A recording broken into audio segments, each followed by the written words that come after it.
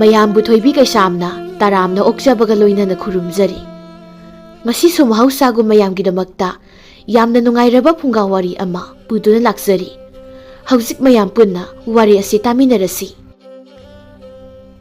ꯃꯊꯥꯏ ꯊꯥꯏꯅ ꯃꯇꯝ ꯑꯃꯒꯤ ꯃꯤ ꯌꯥꯝꯅ ꯇꯥꯗ꯭ꯔꯤꯕ ꯂꯩꯕꯥꯛ ꯑꯃꯗ ꯂꯩꯕ ꯍꯦꯂꯣꯏ ꯇꯔꯦꯠꯀꯤ ꯋꯥꯔꯤꯅꯤ꯫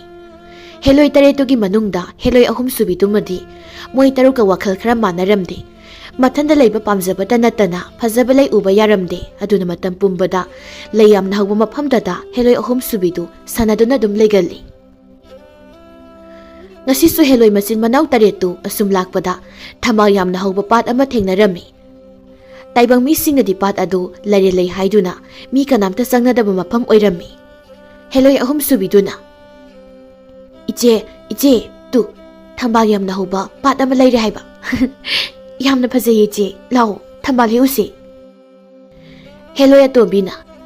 ꯑꯩꯈꯣꯏ ꯏꯆꯦꯒꯤ ꯍꯧꯅꯕꯤꯁꯦ ꯑꯃꯨꯛ ꯇꯧꯔꯛꯑꯅꯤ꯫ ꯍꯦꯂꯣꯏꯅꯕꯨ ꯂꯩ ꯑꯁꯨꯛ ꯌꯥꯝꯅ ꯄꯥꯝꯕꯁꯤꯕꯨ ꯀꯩꯅꯣ ꯈꯪꯗꯦ꯫ ꯑꯩꯈꯣꯏꯗꯤ ꯆꯤꯡꯅꯨꯡ ꯃꯥꯅꯨꯡ ꯇꯨꯔꯦꯜ ꯈꯣꯡꯕꯥꯟꯗ ꯂꯩꯒꯗꯕꯅꯤ ꯍꯥꯏꯕꯁꯦ ꯀꯥꯎꯔꯕ꯭ꯔꯥ ꯈꯪꯗꯦꯃꯤ꯫ ꯇꯨꯃꯤꯟ ꯂꯩꯌꯨꯍꯦ, ꯑꯉꯥꯡ ꯏꯑꯣꯏ ꯑꯣꯏꯈꯩ ꯍꯩꯄꯥ ꯌꯥꯝꯅ ꯁꯥꯏ꯫ ꯁꯥꯗꯗꯤ ꯀꯩꯅꯣ, ꯏꯆꯦꯅ ꯇꯥꯏꯕꯪ ꯃꯤꯑꯣꯏꯕꯗꯧꯅ ꯁꯨꯝ ꯇꯧꯔꯛꯑꯗꯤ ꯍꯩꯄꯥ ꯁꯥꯗꯕ ꯑꯩꯁꯨ꯫ ꯍꯦꯂꯣꯏ ꯑꯍꯨꯝ ꯁꯨꯕꯤꯗꯨꯅ ꯏꯆꯦ ꯊꯝꯕꯥꯜ ꯃꯔꯛꯇ ꯁꯥꯟꯅꯧꯁꯦ, ꯇꯨ ꯑꯥꯗ ꯍꯤꯁꯨ ꯂꯩꯌꯦ, ꯇꯣꯡꯕ ꯌꯥꯅꯤꯕ꯫ ꯏꯆꯦ ꯊꯣꯡꯒ꯭ꯔꯥ ꯇꯦꯛꯄꯁꯨ ꯂꯩꯌꯦ, ꯁꯦꯝꯖꯤꯜꯂꯒ ꯁꯥꯟꯅꯕ ꯅꯨꯡꯉꯥꯏꯅꯤ ꯍꯥꯏꯕ꯫ ꯍꯦꯂꯣꯏ ꯑꯍꯜꯅ ꯅꯪ ꯁꯥꯟꯅꯍꯧꯔꯣ, ꯑꯩꯈꯣꯏꯗꯤ ꯇꯜꯂꯦ꯫ ꯍꯣꯔꯦꯟ ꯁꯥꯟꯅꯕ ꯄꯦꯜꯂꯀꯥꯟꯗ ꯇꯨ ꯑꯥꯗꯒꯤ ꯑꯁꯨꯛꯄ ꯍꯩꯅꯧ ꯄꯥꯝꯕꯤ ꯃꯌꯥꯝ ꯍꯧꯔꯤꯁꯦ ꯑꯁꯤꯗ ꯂꯥꯛꯑꯣ, ꯀꯨꯏꯅꯗꯤ ꯂꯩꯔꯛꯀꯅꯨꯀꯣ꯫ ꯍꯣꯏ ꯏꯆꯦ, ꯊꯝꯕꯥꯜ ꯐꯖꯕ ꯍꯦꯛꯂꯨꯒꯦ꯫ ꯍꯦꯂꯣꯏ ꯌꯥꯏꯃꯅ ꯏꯆꯦ ꯌꯥꯒꯗ꯭ꯔꯣ ꯃꯊꯟꯇ ꯂꯩꯍꯧꯕꯕꯣ? ꯌꯥꯕꯩꯗꯤ ꯌꯥꯅꯤꯗ, ꯍꯦꯂꯣꯏ ꯑꯩꯈꯣꯏꯗꯕꯨ ꯀꯅꯥꯅ ꯀꯔꯤ ꯇꯧꯕ ꯉꯝꯗꯣꯏꯅꯣ? ꯍꯣꯏ ꯏꯆꯦꯅ ꯍꯥꯏꯔꯤꯗꯨꯕꯨꯗꯤ ꯆꯨꯝꯕ, ꯑꯗꯨꯒꯤ ꯃꯊꯛꯇ ꯃꯥꯅ ꯍꯥꯏꯕ ꯌꯥꯗ꯭ꯔꯗꯤ ꯍꯣꯔꯦꯟ ꯐꯥꯎꯕ ꯅꯤꯡꯉꯥꯏ ꯑꯗꯨꯝ ꯇꯧꯔꯒ ꯂꯩꯗꯣꯏꯅꯤ꯫ ꯍꯦꯂꯣꯏ ꯑꯇꯩꯗꯨꯅ ꯏꯆꯦꯁꯦ ꯂꯥꯏ ꯇꯤꯟꯒꯤ ꯃꯔꯝꯗ ꯐꯖꯅ ꯈꯪꯕ ꯇꯥꯏꯕꯪ ꯃꯤ ꯑꯃꯒ ꯊꯦꯡꯅꯔꯗꯤꯅꯦ ꯃꯥꯏꯅ ꯐꯥꯖꯈꯤꯗꯣꯏꯅꯤ꯫ ꯍꯦꯂꯣꯏ ꯑꯍꯜꯅ ꯅꯣꯏꯅ ꯃꯔꯣꯜ ꯑꯃ ꯂꯥꯛꯑꯣ, ꯃꯥꯁꯨ ꯃꯥꯒꯤ ꯊꯣꯛꯄ ꯁꯥꯟꯅꯖꯔꯁꯅꯤ, ꯍꯣꯔꯦꯟ ꯂꯣꯏꯔꯒ ꯂꯥꯛꯆꯅꯕ꯫ ꯑꯃꯔꯣꯝꯗꯗꯤ ꯅꯣꯏ ꯃꯌꯥꯝꯗꯒꯤ ꯏꯆꯦ ꯑꯣꯏꯔꯨꯕ ꯑꯩꯁꯦ ꯑꯩꯅ ꯍꯦꯟꯅ ꯋꯥꯔꯕꯅꯤꯀꯣ꯫ ꯑꯩꯈꯣꯏꯗꯤ ꯏꯆꯦꯅ ꯍꯥꯏꯕ ꯏꯅꯤ, ꯃꯥꯗꯕꯨ ꯇꯣꯈꯥꯏ ꯇꯥꯖꯕꯩ ꯋꯥꯅꯤ꯫ ꯍꯦꯂꯣꯏ ꯑꯍꯨꯝ ꯁꯨꯕꯤꯗꯨꯅ ꯑꯁꯨꯛ ꯐꯖꯈ꯭ꯔꯕ ꯊꯝꯕꯥꯜ ꯃꯌꯥꯝꯁꯤꯕꯨ ꯑꯁꯤꯗ ꯃꯇꯧ ꯀꯔꯝꯅ ꯍꯧꯔꯝꯂꯤꯕꯅꯣ ꯍꯥꯏꯕ꯫ ꯍꯦꯂꯣꯏ ꯑꯍꯨꯝ ꯁꯨꯕꯤꯗꯨꯅ ꯄꯥꯠ ꯑꯗꯨꯗ ꯍꯧꯔꯤꯕ ꯊꯝꯕꯥꯜꯁꯤꯡꯗꯨ ꯅꯨꯡꯇꯤ ꯅꯨꯃꯤꯠ ꯈꯨꯗꯤꯡꯒꯤ ꯂꯥꯛꯇꯨꯅ ꯁꯨꯝ ꯌꯦꯡꯖꯕ ꯁꯥꯟꯅꯖꯕ ꯍꯦꯛ ꯍꯦꯛ ꯇꯧꯔꯝꯃꯤ꯫ ꯅꯣꯡꯃꯗꯤ ꯃꯌꯥꯏ ꯑꯣꯏꯔꯞ ꯇꯧꯕ ꯈꯔꯁꯨ ꯉꯥꯎꯁꯤꯟꯅꯕ ꯅꯨꯄꯥ ꯑꯅꯤꯅ ꯂꯥꯞꯅ ꯍꯦꯂꯣꯏ ꯑꯍꯨꯝ ꯁꯨꯕꯤꯗꯨ ꯎꯔꯝꯃꯤ꯫ ꯅꯨꯄꯥ ꯑꯃꯅ ꯃꯔꯨꯞ ꯌꯦꯡꯉꯣ, ꯇꯨ ꯑꯥꯗ ꯂꯩꯔꯦ ꯂꯩꯕ ꯄꯥꯠ ꯑꯁꯤꯗ ꯅꯨꯄꯤ ꯁꯨꯡ ꯐꯤꯔꯥꯜ ꯌꯥꯝꯅ ꯆꯥꯕꯤ ꯅꯨꯄꯤ ꯑꯃ ꯂꯩꯔꯤꯁꯦ ꯎꯕ꯭ꯔꯥ? ꯅꯨꯄꯥ ꯑꯃꯗꯨꯅ ꯀꯔꯣꯝꯗꯅꯣ ꯍꯥꯏꯔꯤꯁꯤꯕꯣ? ꯑꯁꯣꯝꯗ ꯍꯥꯏꯕꯅꯤꯍꯦ, ꯍꯤꯗꯥꯛ ꯇꯞꯇꯥꯏ ꯊꯛꯆꯤꯜꯂꯕꯅꯤꯅ ꯅꯃꯤꯠꯇꯣ ꯐꯩꯔꯦꯡ ꯇꯨꯔꯦꯡꯗ ꯌꯦꯡ ꯂꯩ꯫ ꯑꯩ ꯏꯊꯟꯇ ꯊꯛꯄ꯭ꯔꯣ? ꯅꯪꯁꯨ ꯊꯛꯂꯤꯕ ꯅꯠꯇ꯭ꯔꯣ? ꯑꯗꯣ ꯃꯔꯨꯞꯅ ꯍꯥꯏꯕ ꯆꯨꯝꯃꯤꯅꯦ, ꯑꯁꯤꯗꯤ ꯃꯃꯥꯏ ꯑꯣꯏꯗ꯭ꯔꯁꯨ ꯇꯨꯡꯗꯒꯤ ꯐꯥꯎꯕꯗꯤ ꯐꯖꯅ ꯐꯖꯩꯅꯦꯍꯦ꯫ ꯃꯁꯤꯕꯨ ꯏꯕꯥꯅꯤꯅ ꯒꯟꯖꯥ ꯊꯛꯄꯗꯒꯤ ꯃꯤꯠꯇ ꯄꯪꯎꯗ ꯎꯔꯤꯕ ꯖꯥꯠꯂꯣ? ꯅꯠꯇꯦꯍꯦ, ꯑꯩꯗꯤ ꯉꯥꯎꯗ꯭ꯔꯤ, ꯑꯗꯨꯅ ꯄꯪꯎ ꯎꯕ ꯅꯠꯇꯦ꯫ ꯑꯗꯨ ꯑꯣꯏꯔꯒꯅ ꯆꯪꯂꯒ ꯌꯦꯡꯉꯨꯁꯤꯔꯣ? ꯅꯨꯄꯤꯁꯨ ꯃꯥ ꯃꯊꯟꯇꯗꯤ ꯂꯩꯕ ꯎꯔꯤꯁꯦ꯫ ꯀꯅꯥ ꯈꯪꯅꯤ, ꯅꯨꯄꯤꯁꯤꯅ ꯏꯕꯥꯅꯤ ꯆꯪꯂꯛꯄ ꯉꯥꯏꯕ ꯑꯣꯏꯔꯝꯕꯁꯨ꯫ ꯋꯥꯈꯜꯒꯗꯤ ꯅꯨꯡꯉꯥꯏꯔꯤꯌꯦ ꯅꯪꯁꯨ꯫ ꯑꯗꯨꯒ ꯍꯣꯔꯦꯟ ꯂꯥꯏꯔꯦꯟꯅ ꯑꯣꯟꯕ ꯅꯨꯄꯤ ꯑꯃ ꯑꯣꯏꯔꯝꯗꯅ ꯏꯕꯥꯅꯤ ꯅꯤꯁꯥꯒ ꯂꯣꯏꯅ ꯍꯅꯤꯀꯣ꯫ ꯀꯤꯒꯜꯂꯤꯍꯦ ꯃꯔꯨꯞ ꯅꯪꯁꯨ꯫ ꯇꯧꯕꯕꯨꯗꯤ ꯃꯔꯨꯞ ꯅꯪꯁꯦ ꯅꯪꯒꯤ ꯅꯨꯄꯤꯅ ꯉꯥꯏꯍꯥꯛ ꯂꯩꯇꯅ ꯏꯁꯧ ꯂꯥꯡꯕꯤꯕ ꯐꯨꯕꯤꯕꯁꯤꯡꯗꯨꯅ ꯅꯁꯥꯗꯅꯦ ꯏꯊꯛ ꯊꯛꯀꯠꯂꯒ ꯑꯗꯨꯝ ꯂꯩꯔꯕꯅꯤ, ꯑꯗꯨꯅꯅꯤ ꯅꯪꯅ ꯄꯪꯀꯤꯗ ꯀꯤꯔꯤꯗꯣ꯫ ꯌꯦꯔꯥ, ꯑꯗꯨꯗꯤ ꯅꯪꯁꯨ ꯍꯥꯏꯅꯨꯍꯦ꯫ ꯅꯪꯁꯨ ꯅꯣꯡꯃ ꯅꯆꯥ ꯅꯨꯄꯥꯅ ꯈ꯭ꯋꯥꯡꯗ ꯀꯣꯜꯂꯒ ꯅꯪꯒꯤ ꯅꯨꯄꯤꯅ ꯇꯞ ꯇꯥꯈꯩ ꯐꯨꯔꯝꯕꯗꯣ ꯀꯥꯎꯔꯕꯣ? ꯌꯥꯔꯦꯁꯦ, ꯑꯩꯗꯤ ꯅꯨꯄꯤꯁꯤꯒꯤ ꯃꯅꯥꯛꯇ ꯆꯪꯂꯅꯤ꯫ ꯅꯪ ꯂꯩꯍꯧꯒꯦ ꯍꯥꯏꯕ꯭ꯔꯣ? ꯌꯨꯝꯗ ꯍꯜꯂꯒꯦ ꯍꯥꯏꯕ꯭ꯔꯣ? ꯌꯨꯝꯗ ꯍꯜꯂꯒ ꯑꯩꯒꯤ ꯅꯨꯄꯤ ꯃꯌꯥ ꯆꯧꯕꯤꯗꯨꯅ ꯃꯆꯤꯜ ꯏꯇꯨꯝ ꯇꯨꯝꯈꯩ ꯏꯁꯧ ꯂꯥꯡꯕꯗꯣ ꯑꯗꯨ ꯇꯥꯗꯣꯏ ꯁꯔꯨꯛꯄꯨꯗꯤ ꯃꯔꯨꯞ ꯂꯥꯛꯑꯣ, ꯑꯥꯗ ꯅꯨꯄꯤꯁꯦ ꯀꯅꯥꯅꯣ ꯍꯥꯏꯅ ꯂꯦꯟꯅꯔꯨꯁꯤ꯫ ꯍꯦꯂꯣꯏ ꯑꯍꯨꯝ ꯁꯨꯕꯤꯗꯨꯅ ꯀꯅꯥꯅꯣ? ꯇꯥꯏꯕꯪ ꯃꯤꯑꯣꯏꯕ ꯑꯣꯏꯔ ꯃꯥꯜꯂꯦꯅꯦ ꯃꯣꯏ ꯑꯅꯤꯒꯤꯁꯦ, ꯑꯩ ꯎꯕꯁꯤꯗ ꯂꯥꯛꯏ ꯃꯥꯜꯂꯦꯅꯦ꯫ ꯏꯆꯦ ꯍꯣꯏꯗ ꯄꯤꯊꯣꯛꯀꯦ, ꯂꯥꯛꯑꯣ ꯂꯥꯛꯑꯣ꯫ ꯅꯨꯄꯥ ꯑꯃꯅ ꯌꯦꯡꯉꯨꯅꯤ ꯃꯔꯨꯞ, ꯃꯁꯤꯒꯤ ꯅꯨꯄꯤꯁꯤꯒꯤ ꯃꯁꯛ ꯈꯨꯐꯖꯁꯦ ꯏꯕꯥꯅꯤꯁꯦ ꯎꯈ꯭ꯔ ꯃꯥꯜꯂꯦꯅꯤ, ꯅꯨꯡꯁꯤꯂꯩꯅꯤ꯫ ꯑꯩꯅ ꯍꯥꯏꯗ꯭ꯔꯣ ꯏꯕꯥꯅꯤ ꯉꯥꯏꯕ ꯑꯣꯏꯔꯝꯒꯅꯤꯗꯅ꯫ ꯃꯁꯛꯅ ꯃꯁꯛ ꯐꯖꯔꯤꯕ ꯆꯨꯡ ꯐꯤꯔꯥꯜꯅ ꯆꯥꯔꯤꯕ ꯁꯤꯗꯤ ꯌꯨꯒꯤ ꯅꯤꯁꯥꯒ ꯂꯣꯏꯅ ꯍꯟꯈ꯭ꯔꯦ ꯃꯥꯒꯤ ꯅꯤꯁꯥ ꯑꯣꯏꯅ ꯂꯥꯛꯑꯦꯗꯤ ꯏꯕꯥꯅꯤꯁꯦ ꯂꯥꯏ ꯑꯣꯛꯅꯕꯨ ꯃꯁꯤꯂꯩꯗ ꯃꯤ ꯀꯅꯥꯝ ꯆꯪꯅꯗꯕ ꯄꯥꯠ ꯑꯁꯤꯗ ꯑꯩꯈꯣꯏ ꯈꯨꯜꯒꯤ ꯅꯨꯄꯤꯁꯨ ꯃꯥꯟꯗꯕ ꯃꯁꯛ ꯐꯖꯕꯤ ꯃꯥꯅ ꯃꯊꯟꯇ ꯃꯣꯃꯣꯟꯒ ꯅꯣꯛꯂꯒ ꯂꯩꯔꯝꯂꯤꯕꯁꯤꯕꯨ ꯅꯪ ꯆꯠꯈ꯭ꯔꯣꯗꯅ ꯑꯩ ꯂꯥꯏ ꯑꯣꯛꯅꯕ ꯑꯣꯏꯔꯁꯨ ꯀꯩꯝ ꯀꯥꯏꯗ꯭ꯔꯦ ꯍꯦꯂꯣꯏ ꯑꯍꯨꯝ ꯁꯨꯕꯤꯗꯨꯅ ꯏꯕꯨꯡ ꯑꯅꯤꯕꯨ ꯑꯩꯒꯤ ꯅꯥꯛꯇ ꯂꯥꯛꯏꯔꯣ ꯏꯕꯨꯡ ꯑꯅꯤꯁꯦ ꯋꯥꯈꯜ ꯅꯨꯡꯉꯥꯏꯕꯁꯨ ꯃꯥꯜꯂꯤꯗ ꯅꯨꯄꯥ ꯑꯃꯅ 이반이도 오히려 말레니 마나 거이tumlaba khonjelnaga ketharaga hairese nupa amana mu isanbu kanano kaidaino laifam kanmu phamsida naitomna thamba leirangdagi hena phajana satlamlibasibo wahaido tabe yamna nungai aidi pat asigi thambal singse thawai yauna senazaribi leirangne ado ibungani bu kaidobu lakpirino ai pambudagi aigi nakta lakba malida e mana khangdokhreni ibanina magi manakta lakpane haibise mane isangi phajabaduda ngaudana la imine ado nangbu lairo miro haima aibu laira mire aina lai oiradi sumaina wari kamana sanadoino ado ibungani bu aingondagi hena masak phajabi leisabi uningro nupa amana nangondagi hena phajabi nupisu amuk lairibra haise nupa amaduna amuk isandagi hena masak phajabi leisabi leirangani haibadi aidi thajadebo thajadresu aina uhalladi nabani puam ngawni do adudi yengine nangondagi hena phajabi nupido moyani se matu masaga luna tarongkadaba mi nate ahal oiraba phawba nupi masak phajabi uba yadre pamiba phai nabani lakna hange ngasidi adudi ibungani aigi tung inarauko inarakene nupi masak phajabi bu leirabadi aikhoi anidi nupi amamambu lolesira khaleise kuirabani do adu oiradi hanagi ichiani dudi kapkani he nupa amana kapning kapsanu masaktu nungtigi umudana khire yengningje nupa amaduna amuk aigi nupi se kiba kuirabani tanthokpa yadabagi leirabagi wani khangnidana noini ngasidi iche moyani duna machi oira maleni mana haribu nupi side amata nate taruk suini heloi ahum subiduna kaubada heloi taruk tu tholaklami aduga nupani do angawba semduna jingnung manungda koipu purami phattaba apumba phatta hauti supangpi da pijarami asumna heloi ahum subiduna taibang misi pharaga heloi ataida hek sinarami aduna heloi ataiduna heloi ahum subibu hana saramlaba sojikti saudana henadum mana hari makha yarami asum nongmadi lei makha suna hoba saraba inkolama heloi singduna thengnarami heloi atombina manam side ko ka ngawi he aidi aikhoi amadi lehauge hairani heloi ahum subiduna nong phado aina pamjaba mafam thengnabagi lehaubadu kaidorage aduga asuk nushisibu ko ka ngawi kaina yengone je masigi khosida horiba lei makal singse kupajam chadi haiwani heloi amana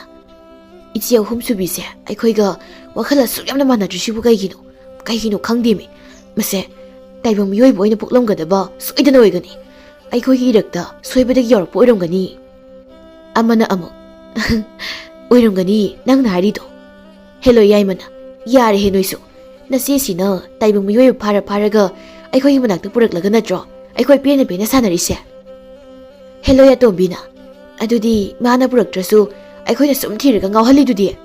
heloi ahum subiduna iche aidi masigi inkolsi lehurani ko heloi atombiduna inkolsi manakta saraba turela masu senba malibo isuk sukba uwa yamna hoba saraba inkola masu asida lei aidi asida oina sanarurage heloi ataiduna ngaikhone he aikhoi buna sana sine heloi ahum subiduna aidi sida lehure ko horen mamla kana lake heloi ahalna hoi numit kharani di aikhoi swaida leiba yarani he aduga ne nang cheksin jauko nang nongmadi taibumi gi makhutta tani ko is tabiroi noida cheksin jau nongma taibumi mayamna pung yeiraga moibung khonglaga phadi koi dan danaraktana koisen chenbado aina ngangni se ꯇꯥꯄꯣꯇꯦꯅꯦ ꯃꯣꯏ ꯇꯔꯨꯛꯁꯦ ꯑꯗꯨ ꯑꯣꯏꯔꯗꯤ ꯑꯩꯁꯨ ꯑꯩꯒꯤ ꯏꯪꯈꯣꯜꯁꯤꯗ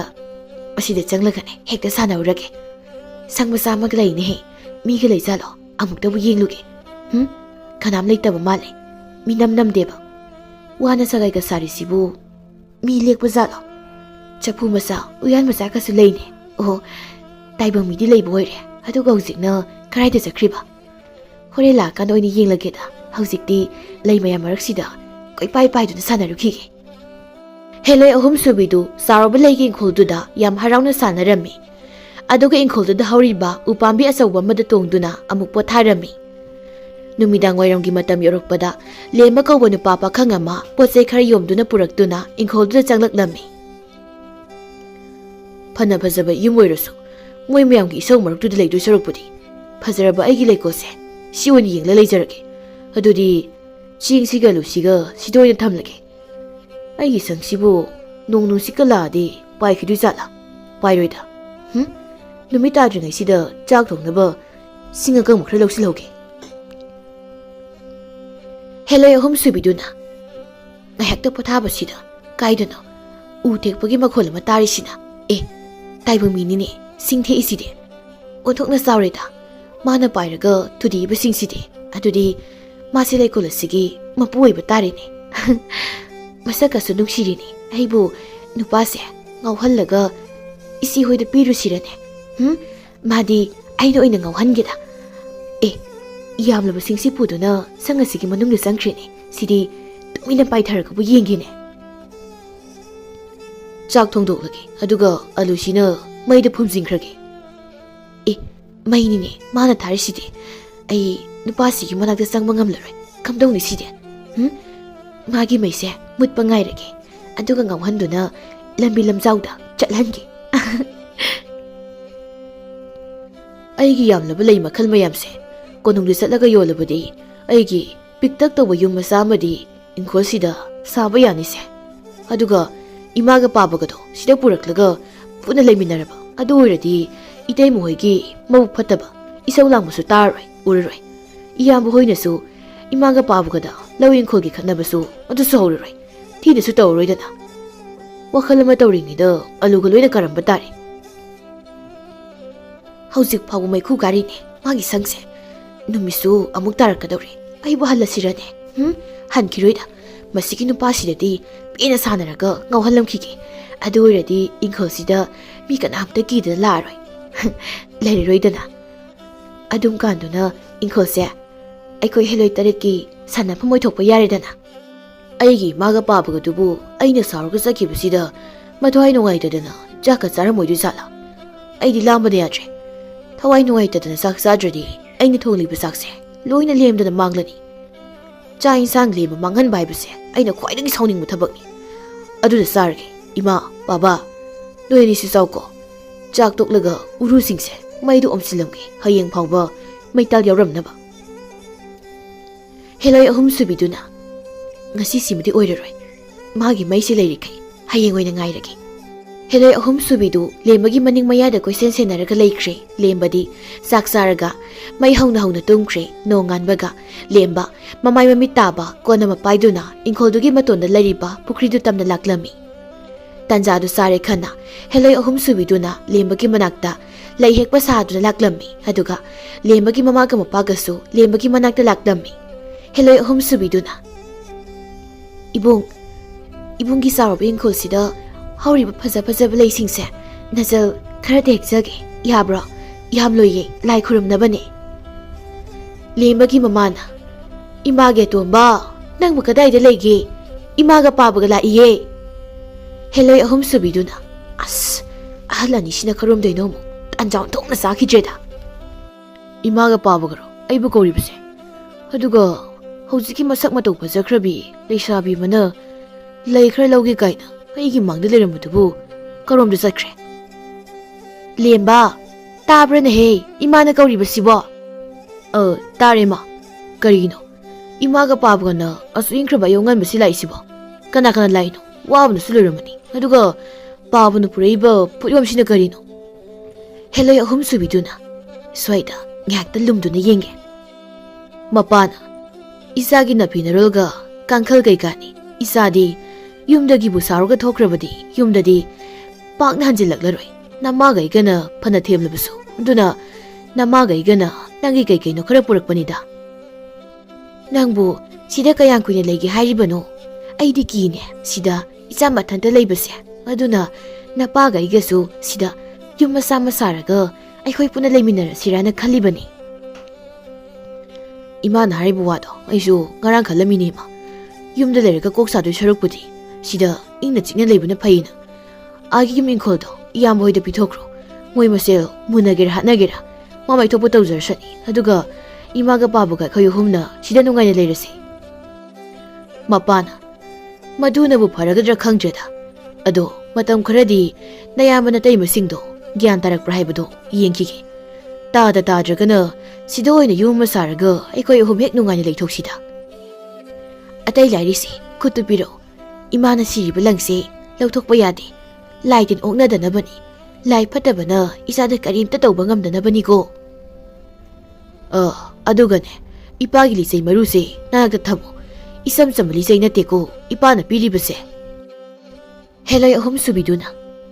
Onthokna kuikreda halanise. Kari waribu sanarino khangde. Kokjakhragi leitemi. Mamana isagi tumphamse kangkhalse khanjilo. Adugane imagi phaneksiga napagi khudaisiga isagi manakta thamuko adudi napaga igasu satlage isagi awat apa leiredi yumda lauko chekshina layo heloi ongnani ko mapana masak matau phajabi kholei khonda noubi yamna nokanbi lesabi nabu isada themlaklaba tungolaga karangda nonthaduna yengo makhong leibak thengamjraba heloi naiba kawgunako madu oirabadi magi wahi watada masak matauda isa pangthaganuko maman amu hera adugibo imagi phanektunane tana hekta kalo maina chenjakrasani imana siramliba langduda thadakkanu aduga heloidi amakhakta lawai taret subani ado lemba ima hoi chaleko chakpuk thana saw ima hoi su sage ko hoima heloi ahum subiduna nasanu pase ngasidi chakpuk thana chani ngasidi aina bisadoriba tinkang pataudi apu masama yamsina oina mabuk thandawrabani adudi aigi lila amuk haurage imaga pabugana hausi harambudubu kari haiba heloi haiba ngasidi heloi oigera but oigera imagi phaneksina hida kuplaga ipagi khudaisina kiraga pharadabani mamana kaurama mingdubu lemba haiba yam lem chalo ibung lemba kanano ne ontok nu nushina aigi ming kaure sibo sidi ngasai leikre he kairamba aduga amuk manghi buna biduni ne nangbo ngasai gi nubidu natrane mani ibung lemba ngasai do ai yumdagi lei hekna upalang do kauramlaba madu lawba mu chatluraba aduga aigi ming lemba kawidi nangdi kamai khangiba Hausik waida imaga pabagana lemana korambado ai tahawe yam phajai ibungi mingse masaksu phajaida ado leikra hekpiyo masibu pawana hairamba heloigi mong matawdugo yamna manarida taiba mi oitardi phana khatpi nupi orasu sumanadi tawroi masaksisu ngau kai phajai phare amabu oire pharaga itu thoklaga loredana Kaidauragi ibung lembana aduk muna ngonda yenglibadubo kainom sum khalei ko isangi phajabasi ubada ngauri mini nabungse ado ngayo ai lei pigi ko ai pm ta puthoraki ai gi langna thurida nanga sidi lembase ichi hoiga amata kauroi ai noina laknaragi lembase aduga ngauduna phaidana dum chachakhrasani yam harauna ga leini masigi nupise masi karangdigi tau yengida chumledana pawna haibdo masigi nupisidi lebak makha tadana pairaga leini phai phane asina hekta kolaga pharge atai taruk amasu lerungani moi tare sui haibdo moi dusu lemnamda tharunga sidi isana pamli buleido karam leino hairo ai hek piragi leigi wadi loina pamjaida ado hausikti ibung lemba oina bu pami idaidi. Ayo ina pamadi lauradana. Kaino, ibungi kuta siribudu ba, ado amta lauthoko, madumta lauthoba. Oh,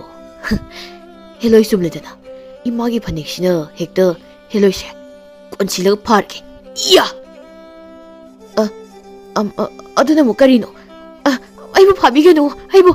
phabiganu ba. Ai phabiganu. Aigi nupi oiradabani ne, heloi nangse. Lembana heloi ahum subidu namdana mamagi phanekduna konsiduna pharaga imungda puraklami aduga phamungda thamduna babagi khudaiduna amuk punsinuna thamlami asumna lembana heloi ahum subidu pharaga thamduna chak thonganba waitahenba kayama tawhallami heloi engondabu chak sum thongalisibu karigino ai haite haridana tumina layu he heloi oirasu nupi boiradi isodi adum kanbajani ne thongba lagana aina sanaba ahaw bakra thogaludana aduga siran turanga mitag ohalaba nang mai tharaga adum hale khango adumaina tawru he mai da thabi gano moi taruk tusu ai nu sijraba khangdeba thiba su lak adu ibung lemba ai thadok piyo nangna pamba ma ai gondagi niyo ba thadoi lakna khidoini karigumba aina nangse pharamdradi aise nangna otnairaga ngauhondoi ramni ne ha ai adumaina tawbe heloi nati mi edudi aikoigi ichega inaw nu pigani nasindu thiranu ko nasindu thiranu ba ai nai bodo sasato ai sauradi mai hogalawra hoi he mai du ki haiba nangi sak to ai thongbirage mai yaudana sak thongba heibi nupi ma aigi nupi oibasiri nugai jani ko is aibu magi nupi kaina haunu he taibung mina Sorry maleni, masak ipa pajakai. Somdana heloi taruktu, taibang misina koi tan badagi, leibham sapam khangdana koi chen bada, yamna lapna sen kirami, aduna. Lembaga heloi ahum subigadu, sum leminaraklabanina. Awanungai wari kaya sanaduna, yamnung sinana lemina bahuraklami. Aduga, lembagi mamaga mapagi hek laklagana, heloi ahum subidu, uhandana hek thami. Natrabadi, mamaga mapagadu, bakakini, heloi thadokru hairakani haiduna. Asumna thakra haukre taibang mi se sum loinaraga leiminaradi yam nungsiba zatni ne aduga lembadi aiga wakal bi amanaraga su leirami ai heloi oibaga toktoklaga lembaga luhonglaga punsi supa adum leiminarasirabu khangdeda lembaduna hauji phawu changaktrisibu kaidoribu zatno mai udabadai se ngaurimi ikubo kainembo kase moi senabada aigi lembase warabani Kari wakal kalino natanda wariga sajaidubo adu kuiraido kaigino haibanida imaga pabuga chakrabo chatkre imaga pabugana ai nupi thinabana kan hairamba nupi su masak matau phajaba ma hainare na suai yumsu sidusum sabiraga na hairami adugi khara thengini nang nupi atopa thidoiba nate nupi do aingondagi hena phajabraba adudi khangdi yamna phajai na budi hai ado kaino ai nupi thibagi hairaga nangna sauriduna saududi kaino nangne phajilaga thamaise kayam kuire adu hojikna atopa nupi thibagai di kaino badubo ha adubu kaino ba kaino nangdi heloini aina taibang mini kamaina luhongnaga ibai lemina doino karigi yaroidoino laiga miga phawbo luhongdu longna leinabagi wari mayam leiribani adugaidi hojik taibang mi dongnasu wakhal khalabani aduna ibani matai manau oiba yai kaino nangmuna khalu he heloi bema thamoina bu pamkhradi nungsikradi wakhal khaningai oitre kona thoa thoa balak sani aigi chega inaw nupi hoisu ayondok lamlaga amuk hana lakse sidabu ai karai da muk chalo haino ba mapi daraga haini asengisu taibang mi dongnaga masi tawrini aigi heloi phajabise aidi yaroi ko aiga nanga luhongdoini nangna mai thabiragano ai nangi nanakta dum leijage aduga nangi yumda ai ahinga mada yum phajaba masabige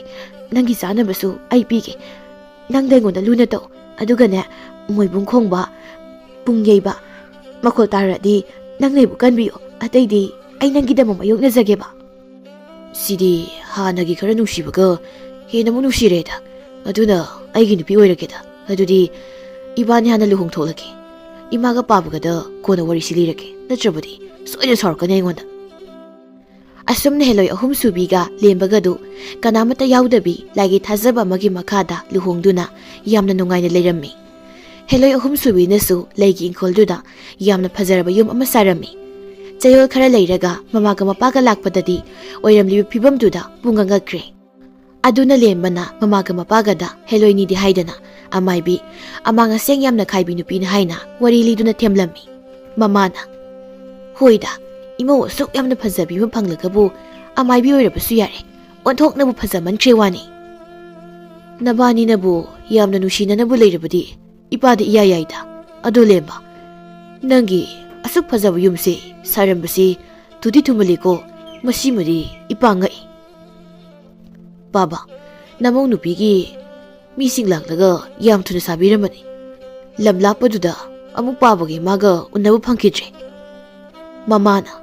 ꯑꯣꯟꯊꯣꯛꯅꯁꯨ ꯂꯥꯞꯈ꯭ꯔꯦ ꯏꯃꯧꯒꯤ ꯃꯄꯥꯝꯁꯤꯁꯨ ꯐꯔꯦ ꯐꯔꯦ ꯅꯨꯡꯉꯥꯏꯅ ꯂꯩꯃꯤꯟꯅꯧ ꯈꯠꯅꯕ ꯌꯥꯗꯦꯀꯣ ꯌꯨꯝꯗꯁꯨ ꯅꯌꯥꯝꯕ ꯍꯣꯏ ꯅꯇꯩꯃ ꯍꯣꯏꯗꯣ ꯒ꯭ꯌꯥꯟ ꯌꯥꯝꯅ ꯇꯥꯔꯦ ꯐꯔꯦ ꯅꯄꯥꯅ ꯅꯣꯡꯃ ꯂꯥꯟ ꯇꯧꯕꯗꯒꯤ ꯑꯗꯣ ꯏꯃꯥꯒ ꯄꯥꯕꯒ ꯑꯃꯨꯛ ꯆꯠꯂꯒꯦꯀꯣ ꯃꯄꯥꯅ ꯏꯃꯧ ꯅꯨꯄꯤ ꯅꯥꯗ ꯌꯦꯛꯇꯅ ꯂꯩꯌꯨꯀꯣ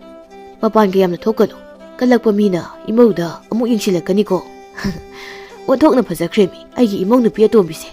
ꯆꯠꯂꯦ ꯃꯊꯪ ꯂꯥꯛꯄꯗꯗꯤ ꯆꯌꯣꯜ ꯑꯃꯃꯨꯛ ꯏꯃꯧꯒ ꯄꯨꯟꯅ ꯂꯩꯒꯦ ꯏꯃꯥꯒ ꯄꯥꯕꯒꯁꯦ ꯌꯥꯝꯅ ꯅꯨꯡꯁꯤꯌꯦ ꯑꯩꯉꯣꯟꯗ ꯌꯥꯝꯅ ꯂꯨꯅ ꯇꯧꯋꯦ ꯍꯥꯏꯕ ꯑꯩꯒꯤ ꯏꯃꯥꯒ ꯄꯥꯕꯒꯁꯦ ꯌꯥꯝ ꯐꯕꯅꯦꯍꯦ ꯑꯁ ꯑꯃꯨꯛ ꯍꯦꯟꯖꯤꯟꯅ ꯊꯥꯒꯠꯂꯛꯏꯁꯦ ꯑꯩꯉꯣꯟꯗꯗꯤ ꯁꯨꯃꯥꯏꯅ ꯊꯥꯒꯠꯄꯤꯗꯦꯅꯦ ꯅꯪꯗꯤ ꯊꯥꯒꯠꯇ꯭ꯔꯁꯨ ꯑꯩꯅ ꯃꯌꯥꯝ ꯅꯨꯡꯁꯤꯔꯤꯁꯤꯗꯤ ꯁꯤꯗ ꯑꯗꯨꯝ ꯈꯪꯉꯨ ꯀꯩꯅꯣ ꯍꯤꯂꯣꯏ ꯐꯥꯕ ꯉꯝꯕ ꯑꯩꯒꯤ ꯅꯨꯄꯥꯅꯤꯅ ꯑꯩ ꯊꯥꯖꯩꯗ ꯑꯁꯨꯝꯅ ꯍꯧꯖꯤꯛꯇꯤ ꯂꯦꯝꯕꯒ ꯍꯦꯂꯣꯏ ꯑꯍꯨꯝ ꯁꯨꯕꯤꯒꯗꯨ ꯌꯥꯝꯅ ꯅꯨꯡꯉꯥꯏꯅ ꯅꯨꯡꯁꯤꯅꯅ ꯂꯩꯃꯤꯟꯅꯈ꯭ꯔꯦ ꯑꯇꯩ ꯍꯦꯂꯣꯏ ꯇꯔꯨꯛꯇꯨꯗꯤ ꯑꯃꯥꯏꯕ ꯑꯃꯥꯏꯕꯤꯁꯤꯡꯅ ꯀꯣꯏꯇꯥꯟ ꯇꯥꯟꯕꯗꯒꯤ ꯑꯇꯣꯞꯄ ꯂꯩꯕꯥꯛ ꯑꯃꯗ ꯂꯩꯔꯝꯃꯤ ꯍꯦꯂꯣꯏ ꯑꯍꯜꯅ ꯑꯩꯈꯣꯏ ꯇꯔꯨꯛꯄꯨ ꯑꯍꯨꯝ ꯁꯨꯕꯤꯒꯤ ꯃꯅꯥꯛꯇ ꯑꯃꯨꯛ ꯍꯟꯅ ꯆꯠꯄ ꯐꯪꯂꯔꯣꯏꯗ꯭ꯔꯅꯦ ꯍꯦꯂꯣꯏ ꯑꯃꯅ ꯃꯥꯕꯨ ꯃꯤꯅ ꯐꯥꯔꯒ ꯂꯥꯛꯅꯗꯨꯅ ꯊꯅꯝꯒꯅꯤꯀꯣ ꯏꯆꯦ ꯍꯦꯂꯣꯏ ꯑꯃꯅ ꯃꯥꯕꯨ ꯃꯤꯅ ꯐꯥꯔꯒ ꯂꯥꯛꯅꯗꯨꯅ ꯊꯝꯂꯝꯅꯤꯀꯣ ꯏꯆꯦ ꯍꯦꯂꯣꯏ ꯌꯥꯏꯃꯅ ꯅꯣꯡꯃ ꯈꯔ ꯏꯪꯊꯔꯒ ꯃꯥꯕꯨ ꯂꯧꯕ ꯆꯠꯂꯨꯁꯦ ꯅꯠꯇ꯭ꯔꯕꯗꯤ ꯑꯍꯨꯝ ꯁꯨꯕꯤꯅ ꯑꯩꯈꯣꯏ ꯇꯔꯨꯛꯄꯨ ꯌꯥꯝꯅ ꯋꯥꯔꯧꯔꯝꯂꯅꯤ ꯍꯦꯂꯣꯏ ꯑꯇꯣꯝꯕꯤꯅ ꯏꯆꯦꯗꯣ ꯏꯁꯝ ꯁꯝꯖꯕꯅꯤꯀꯣ ꯀꯔꯝꯅ ꯐꯠꯇꯕ ꯃꯤꯔꯛꯇꯨꯗ ꯂꯩꯔꯝꯒꯅꯤ ꯏꯆꯦ ꯃꯆꯦ ꯑꯍꯜꯅ ꯈꯔ ꯇꯞꯊꯈꯤꯁꯅꯨ ꯑꯗꯨꯒ ꯂꯧꯕ ꯆꯠꯂꯨꯁꯤ ꯆꯍꯤ ꯑꯃꯒꯤ ꯃꯇꯨꯡꯗꯗꯤ ꯍꯦꯂꯣꯏ ꯑꯍꯨꯝ ꯁꯨꯕꯤꯒ ꯂꯦꯝꯕꯒ ꯃꯕꯥꯅꯤꯒꯤ ꯃꯆꯥꯅꯨꯄꯤ ꯑꯃ ꯐꯪꯖꯔꯝꯃꯤ ꯑꯉꯥꯡ ꯑꯗꯨꯅ ꯊꯥ ꯐꯥꯗ꯭ꯔꯤꯉꯩꯗ ꯆꯠꯄ ꯆꯦꯟꯕ ꯃꯗꯨꯗ ꯅꯠꯇꯅ ꯄꯥꯏꯕ ꯐꯥꯎꯕ ꯉꯝꯂꯝꯃꯤ ꯑꯗꯨꯅ ꯂꯦꯝꯕꯗꯤ ꯃꯆꯥꯗ ꯁꯦꯟꯅꯕꯗ ꯑꯋꯥꯕ ꯑꯃ ꯍꯥꯏꯕꯗꯨ ꯑꯣꯏꯔꯝꯃꯤ ꯑꯗꯨꯒ ꯍꯦꯂꯣꯏ ꯑꯍꯨꯝ ꯁꯨꯕꯤꯗꯤ ꯃꯄꯥ ꯃꯆꯥꯒꯤ ꯃꯇꯧꯗꯨ ꯎꯔꯒ ꯌꯥꯝꯅꯁꯨ ꯅꯨꯡꯁꯤꯔꯝꯃꯤ ꯌꯥꯝꯅꯁꯨ ꯅꯣꯛꯂꯝꯃꯤ ꯑꯁꯨꯝꯅ ꯂꯦꯝꯕꯒ ꯍꯦꯂꯣꯏ ꯑꯍꯨꯝ ꯁꯨꯕꯤꯒ ꯃꯆꯥꯅꯨꯄꯤꯒꯗꯨ ꯆꯥꯎꯔꯕ ꯏꯪꯈꯣꯜꯗꯨꯗ ꯌꯥꯝ ꯅꯨꯡꯉꯥꯏꯅ ꯂꯩꯈꯤꯔꯝꯃꯤ